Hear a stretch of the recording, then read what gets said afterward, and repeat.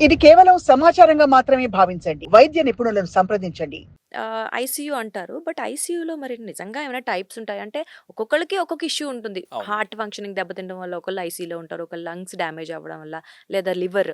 So, ఇలా ఏ organ damage అయినా ఒకటే ఐసీయూలో ఉంటదా? లేదా డిఫరెంట్ టైప్స్ ఆఫ్ ఐసీయూస్ ఉంటాయా? అంటే ఇది ట్రీట్మెంట్స్ చాలా ఇచ్చేటప్పుడు? మంచి క్వెషన్ అండి. చాలామంది అడుగుతుంటారు. సో, ఒకటేంటంటే మల్టీ డిసిప్లినరీ ఐసీయూ అంటామండి. MD ICU. సో, ఇలాంటిది ఒక ఐసీయూ ఉంటది.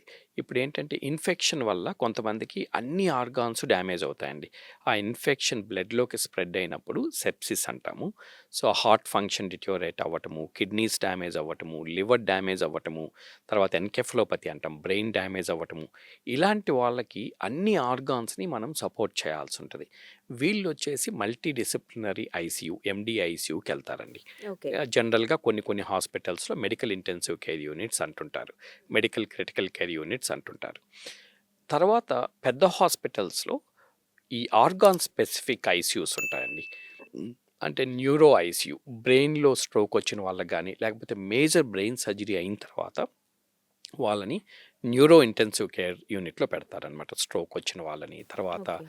హెడ్ ఇంజరీ వాళ్ళని న్యూరో ఐసీయూలో పెడతారు.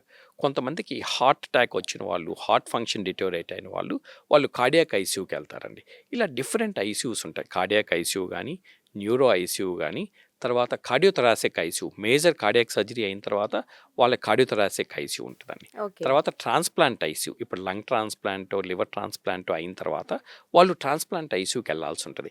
వీళ్ళందరికీ జనరల్ ఐసీయూలో పెడితే ఏమవుతదంటే అండి, ఇప్పుడు ట్రాన్స్‌ప్లాంట్ అయిన పేషెంట్‌ని తీసుకొచ్చి జనరల్ ఐసీయూలో పెడితే క్రాస్ ఇన్ఫెక్షన్స్ వచ్చేదానికి అవకాశం ఉంటది. రైట్. అందువల్ల వాళ్ళని ఆ స్పెసిఫిక్ ఐసీయూలోనే పెట్టినప్పుడు, ఇప్పుడు న్యూరోకి సంబంధించి స్ట్రోక్ ఐసీయూలో పెట్టామనుకోండి, వాళ్ళకి ఆ స్ట్రోక్ నర్సెస్ వాళ్ళందరూ ట్రైన్డ్ ఉంటారనమాట. ఈ పేషెంట్‌కి ఎలాంటి కేర్ ఇవ్వాలి అనేది వాళ్ళకి చాలా ట్రైన్ అయ్యి ఉంటారు కాబట్టి, అక్కడ ఔట్‌కమ్స్ బెటర్ ఉంటాయండి. అండ్ మెషినరీస్ సో, కూడా సేమ్ దానికి సంబంధించినవి దానికి ఉంటాయా? సంబంధించిన టెక్నాలజీ, మెషిన్స్ అవన్నీ గూడా ఉంటాయి కాబట్టి, తర్వాత వాటికి ట్రైన్డ్ ఇంటెన్సివ్ కేర్ డాక్టర్స్ ఉంటారు కాబట్టి, ఇప్పుడు మనం చూసినట్టయితే ప్రతి ఫీల్డ్‌లో మళ్ళా సబ్ స్పెషాలిటీస్ వస్తున్నాయండి. న్యూరో క్రిటికల్ కేర్ అంటాము. కార్డియాక్ క్రిటికల్ కేర్ అంటాం. వీళ్ళందరూ ఆ ఫెలోషిప్ చేసిన డాక్టర్స్ ఉంటారు కాబట్టి, అక్కడ వాళ్ళకి బెస్ట్ కేర్ దొరుకుతది. రైట్. బెస్ట్ ఔట్‌కమ్స్ ఉంటాయి. త్వరగా రికవర్ అయ్యి అక్కడి నుంచి బయటికెళ్ళేదానికి అవకాశం ఉంటది.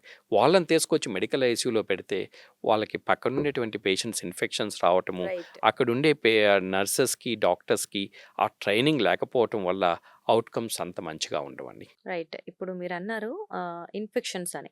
సో, అంటే చాలామంది చెప్తూ ఉంటారు, మేము హాస్పిటల్‌లో ఎళ్ళే ముందు వరకు బావున్నారు. ఎళ్ళిన తర్వాత కొత్త ప్రాబ్లమ్స్ క్రియేట్ అయ్యాయి. లేదా ఇన్ఫెక్షన్ వచ్చింది. లేదా ఆర్గాన్స్ ఎక్కువ డ్యామేజ్ అయ్యాయి.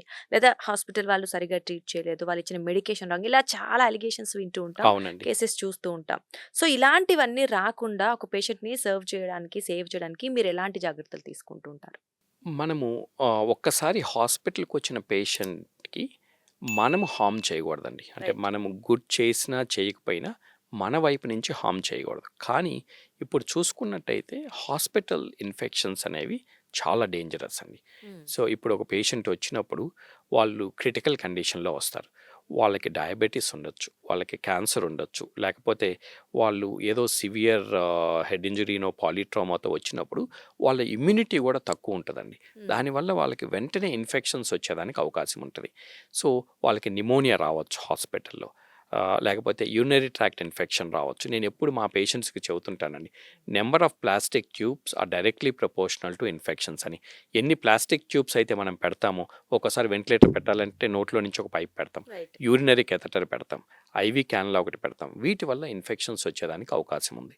సో, ఈ ఇన్ఫెక్షన్స్ రాకుండా చాలా స్ట్రిక్ట్ ఇన్ఫెక్షన్ కంట్రోల్ టీమ్ ఉండాలి. ఆ ఇన్ఫెక్షన్ కంట్రోల్ పాలిసీస్ ఉండాలి హాస్పిటల్‌లో.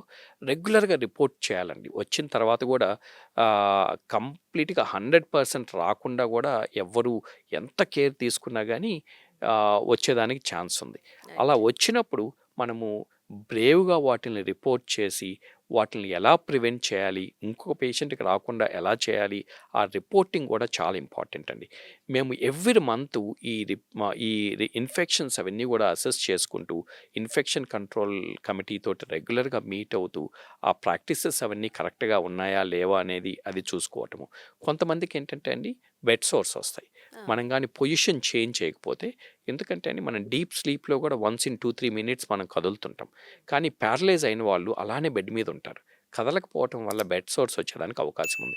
వాళ్ళని రెగ్యులర్‌గా పొజిషన్ చేంజ్ చేయటము, తర్వాత వాళ్ళకి చెస్ట్ ఫిజియోథెరపీ ఇప్పించటము, కాళ్ళు, చేతులు వాళ్ళకి మొబిలైజ్ అంటే ఎర్లీ మొబిలైజేషన్. సో, వెంటిలేటర్ మీద ఉన్న పేషెంట్‌ని కూడా మనం మొబిలైజ్ చేయాలి. వాళ్ళని కూర్చోబెట్టడము, రైట్. వాళ్ళని నడిపించడము. మా హాస్పిటల్‌లో మేము ఎక్మో పేషెంట్స్‌ని కూడా నడిపిస్తామండి. ఎక్మో పెట్టి ఎక్మో పేషెంట్‌ని నడిపిస్తామనమాట. సో, ఈ మధ్య కూడా నేను ఐసీయూకెళ్ళినప్పుడు ఒక యంగ్ పేషెంట్ ఎక్మో మీద నడుస్తా ఉన్నాడనమాట. అట్లా మొబిలైజ్ చేయటం వల్ల బెడ్ సోర్స్ రిస్క్ తగ్గుతది. వాళ్ళకి ఇన్ఫెక్షన్ రిస్క్ తగ్గుతది. తర్వాత న్యూట్రిషన్ అనేది ఒకసారి వెంటిలేటర్ పెట్టిన తర్వాత న్యూట్రిషన్ అనేది నెగ్లెక్టెడ్ పార్ట్. చాలా చోట్ల పట్టించుకోరు. కానీ అవును. వాళ్ళకి హై ప్రోటీన్ డైట్ ఇవ్వటము, ఆ మెడికల్ న్యూట్రిషనిస్ట్ కంటిన్యూయస్‌గా మానిటర్ చేయటము. న్యూట్రిషన్ అంటే మనము ఏదో కార్బోహైడ్రేట్స్ ఇచ్చాము, ప్రోటీన్ ఇచ్చాము, తర్వాత ఫ్యాట్స్ ఇచ్చాము కాకుండా వాళ్ళకి వైటమిన్స్ ఇవ్వటము, ట్రేస్ ఎలిమెంట్స్ ఇవ్వటము, మైక్రో న్యూట్రియంట్స్ ఇవ్వటము. ఇవన్నీ చేస్తే మనము ఒకటి రికవరీ బావుంటది. ఇంకొకటి వాళ్ళకి మనం హార్మ్ చేయకూడదు. హాస్పిటల్‌కి వచ్చినప్పుడు వీలైనంత వరకు మనం వాళ్ళని రికవర్ చేసి పంపాలి గానీ, ఇలాంటి కాంప్లికేషన్స్ వచ్చినప్పుడు ఐసీయూ స్టే ప్రొలాంగ్ అవుతది. హాస్పిటల్ స్టే ప్రొలాంగ్ అవుతది.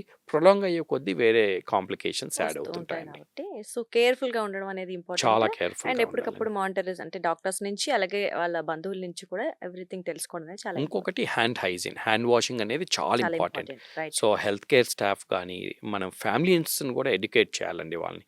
ఈ ఇన్ఫెక్షన్స్ రాకుండా ఎలాంటి ప్రికాషన్స్ తీసుకోవాలి, మాస్క్ కట్టుకొని ఎంటర్ కావటము, తర్వాత వాళ్ళకేమన్నా రెస్పిరేటరీ ఇన్ఫెక్షన్స్ ఉండేటప్పుడు హ్యాండ్ హైజీన్ అనేది లైక్ ఇంపార్టెంట్. కాంప్లెయిన్స్ ఎంతుంది అనేది మానిటర్ చేసుకోవటము.